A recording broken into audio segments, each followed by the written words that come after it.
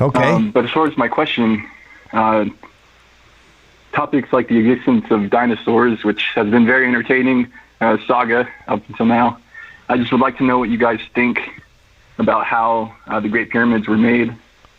I'd like to say that I'm convinced that it was made by a technologically advanced society that was long lost. Not speaking aliens, just like pre-deluge. The claim is they were erased from the surface of the earth pretty much by the Great Flood. I think it was made by slaves, by Arabs, and they used sand as scaffolding to pile it up high, and they would make a layer by rolling giant stones on logs, and they would place it, and then they would add sand to that layer, and then do it again, and they kept going to the top. So by the time they're at the top, you just saw this massive hill of sand, and then they blew or took the sand away over time, and you had a pyramid. Anyway, thanks for calling. Okay. Aliens did not make the fucking pyramids. Jesus Christ. This is what happens. It's funny because I always say we don't need education. Stop education. And then all these uneducated people clearly have a craving for knowledge and are coming up with bullshit like dinosaurs don't exist. Egyptians didn't make the pyramids. 9/11 was a bunch of... Ronald McDonald? Go ahead, our dog. I'm sure my kids are okay. Ronald? Am I Hello? still connected here? Yeah, everything's fine on our end here. Yeah, let's try. I'll keep him on and then take somebody else to see if... Matt. Hello? Oh, it does work. Hello? You hear me? Who's this? Hi. Matt Andrews. Gotcha. All right. What's up? Do you hear me? Yes. Oh, okay. Sorry. I don't know if Gavin remembers me. We did like a podcast together a while ago, but I was wondering what his opinion on Sebastian Gorka is. Just like food for thought. I remember you. We were at this business retreat, and I did a podcast with you. I made fun of you a lot for being a virgin. I barely remembered. I was wasted. And you tried to get Sebastian Gorka on the show, and he said, fuck you, because you had Loomer on the show. Yeah. Yeah. And basically I'd said, like, I just gave him my list of previous guests because I figured that would maybe urge him to do it. And he goes, Boomer, no thanks. And I was like, well, I don't know why you would say that, but why does talking to someone make me not want to do it? And he goes, well, it means that you endorse that guest and she's a loon or something like that.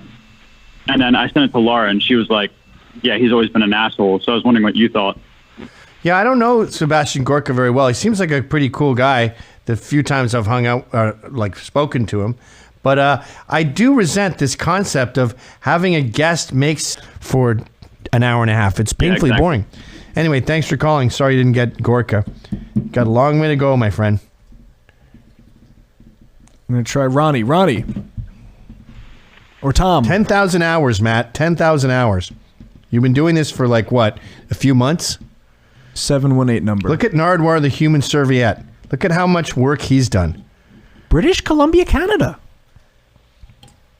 Hey, Gav. Hey, man. Hey, listen, I just want to ask you have any opinions on the, like, Landau bolting from Compound Media thing? It's really annoying to me that he quits working with, like, a legend to go work with this guy. I'm not I was never a big fan of Crowder. He always appealed to me like the morning zoo type of the webcast, right? So he quits this show that kept him employed during a quarantine where all comedians have been sidelined literally to the perimeters of entertainment, and he just bolts through an email. And I know you're not a big fan of people working with comedians, and you're so accurate on that. And I'm trying to wrap my head around this little worm who bolted on this guy. Well, we talked about this on the show the other day. We talked about it on the show. As Anthony's friend, and I don't know Dave that well, I obviously side with Anthony, and it is shitty. And I do think it's weird that Crowder would poach Kumia's sidekick. But on the other hand, from Dave Landau's perspective, You're making X amount of dollars. Say he's making 300 an ep. I don't know. And Crowder goes, I'll offer you 600 an ep, or maybe at 1,000 an ep. I mean, Landau's got a young kid. He kind of has to do it.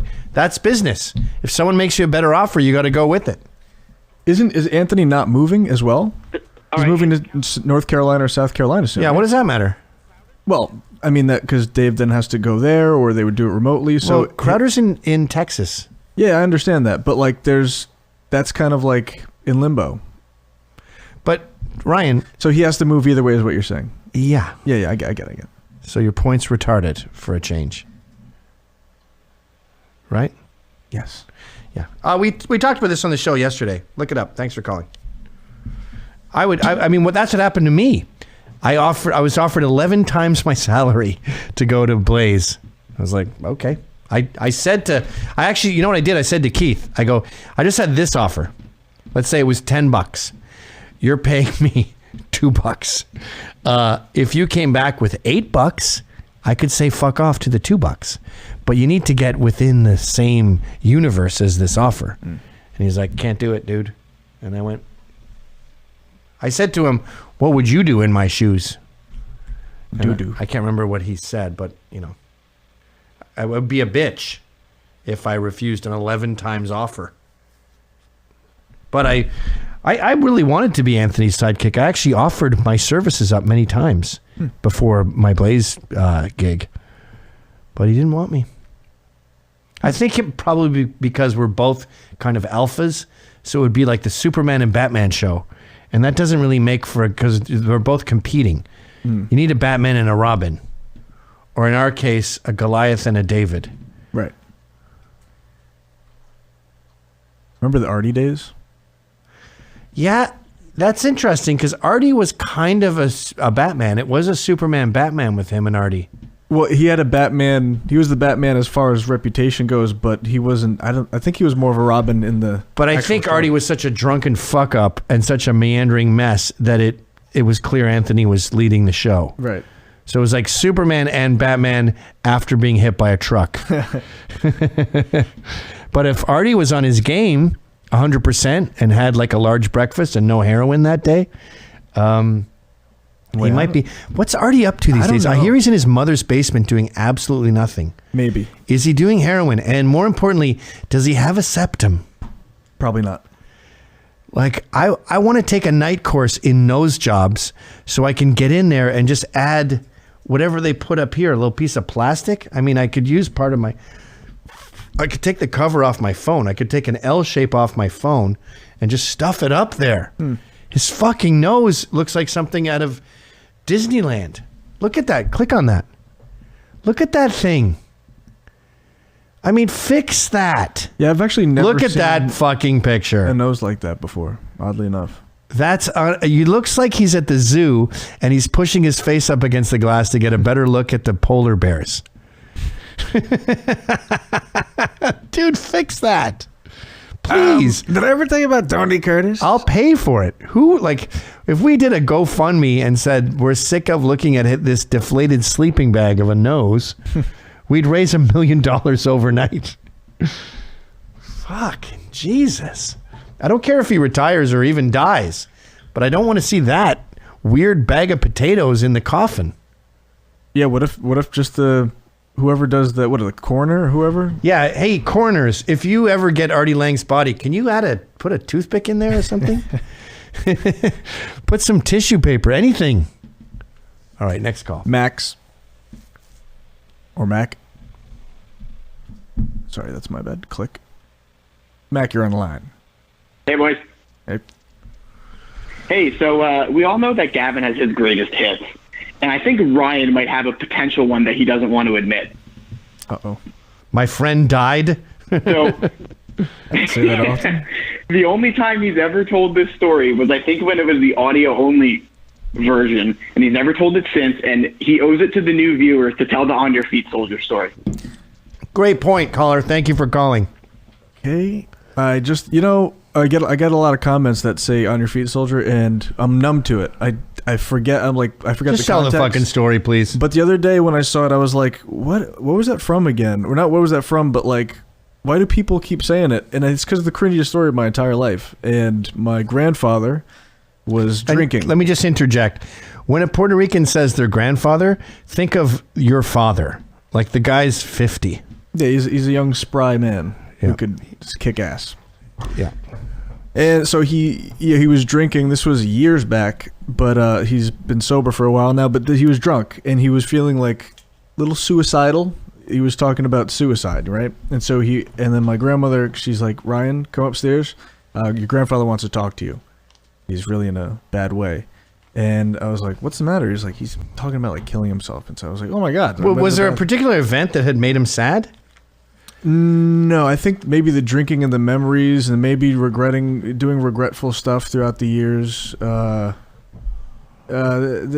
a couple things. You know, we've seen him drunk before, and he reflects on bad. I mean, he's really functional for a Vietnam vet. You know, I mean, a lot of Vietnam vets do just fine, but the shit he saw was pretty fucked up. So he's probably just going through that. Just stuff that I saw was crazy. So he was like, come here, Poppy. He's like, man, I don't know. I don't think I can do this anymore or whatever, something like that. And he was How old were you? He was kind of weeping. Maybe like 15 to, not 17. 15 to like 17. Let's say 16. Okay. That's fair. And so he was like, I don't know. He was crying, and then I was like, I grabbed his arm, and I said, I was like, come on. I was like, get up, on your feet, soldier. Trying to boost his morale. Wait a minute. Don't dilute it. Didn't you stand up at like attention and bark at him, on your feet, soldier? It was somewhere in between what I did and what that was. Yeah, I was like, on your feet, soldier, or something like that. And I actually said corporal. The corporal was put in there, and so I said his rank. He was a sergeant, but he got demoted for some shenanigans. Him and his buddies went out, and it's just the cringiest. That's pretty thing embarrassing. Like a little Asian twink telling a grown Vietnam vet Who had watched his friend's head come off. Right. And you're like, on your feet, and soldier. then caused another man's head to come off. And I look like Charlie, too. He probably thinks I'm setting bamboo traps in the hallway. Well, you know it's good when, like, 10, 20 years later, you remember it, you're lying in bed alone in the dark, and you go, yeah. I blank it out like a sexual, like, assault. You know, like, I forgot. You sexually assaulted yourself Yes. with gayness. That's correct. That's pretty good. On your